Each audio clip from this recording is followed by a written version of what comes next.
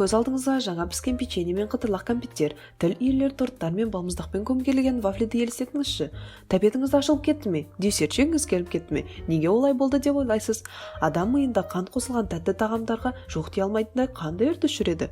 Қант әртүрлі тағамдар мен сусындарда кездесетін көмірсулар деп аталатын молекулалардың тобын сипаттау үшін қолданылатын жалпы термин. Бұған көз жеткіземін десеңіз, өзіңіз сатып алатын қантты өнімдердің құрамзат таңбасын тексерсеңіз болады. Глюкоза, фруктоза, сахароза, мальтоза, лактоза, декстроза және крахмал – бұлардың барлығы қант түрлері болып табылады.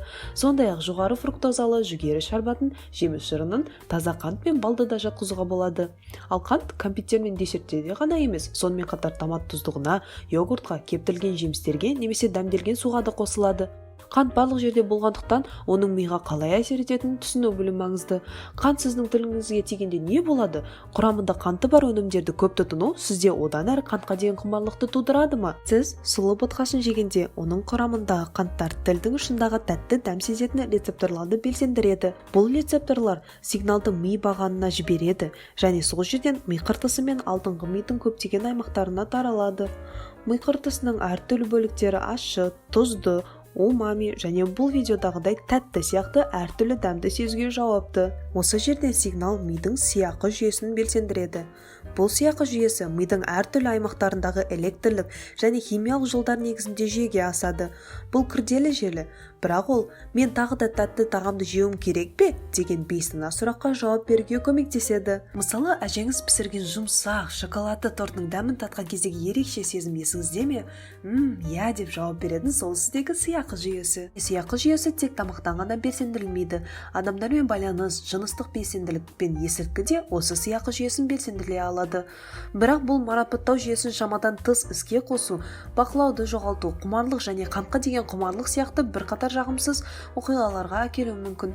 Дегенмен, біз сұлы ботқасын жеп жатқан сәтке қайта оралайық. Ол асқазанға, соңында ішекке түседі. Кейін не болады деп ойлайсыз? Ішекте де қант рецепторлары бар. Бұл дәм сезгіш рецепторлар емес, бірақ олар сіздің миыңызға тоқ екендігіңізді немесе сіздің ағзаңызда көбейген қантпен күресу үшін көбірек инсулин бөлу қажет екендігі туралы сигнал жібереді. Біздің сияқы жүйесінің негізгі валютасы дофамин. Ол маңызды химиялық зат немесе нейротрансмиттер рөлін атқарады. Алдыңғы мида көптеген дофаминдік рецепторлар бар, бірақ олар біркелкі орналаспаған. Кейбір мидың аймақтарында рецепторлардың тығыз орналасқан жоғарылары бар, және ол мидың марапаттау жүйесінің бір бөлігі болып табылады. Алкоголь, никотин, немесе героин сияқты есірткі түрлері дофаминнің шамадан тыс бөлуіне әкеліп соғылады. Нәтижесінде бұл кейбір адамдарды үнемі осындай дофаминнің жоғары деңгейіне, басқаша айтқанда тәуелділікке мәжбүр етеді. Қант дофаминнің бөліну мөлшерін реттеуге атсалысады, дегенмен аталып өткен есірткі түрлері сияқты күшті емес. Және де қант дофамин тудыратын тағамдардың арасында сирек кездеседі.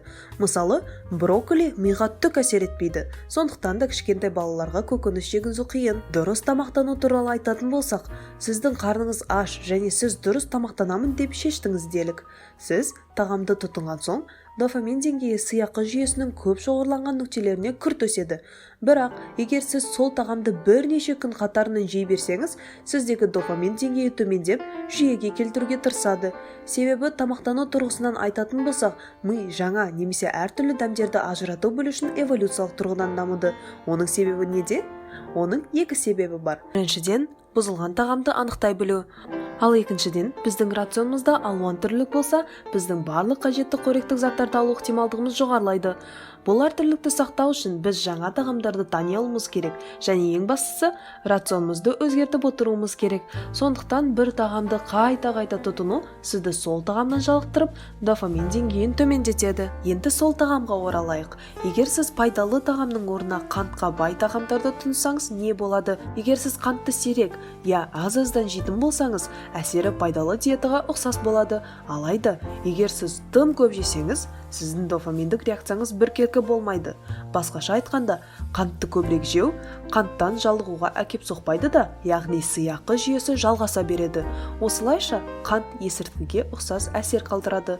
Бұл адамдардың тәтті тағамдарға тәуелді болып көрінетін себептерінің бірі. Сондықтан қанттың барлық түрлеріне тағы да бір көз жүгіртіңіз. Олардың әрқайсысы бірегей болғанмен, тұтынылған кезде олардың барлығы бірдей мида домино эффектісін, яғни рахаттану сезімін тудырады.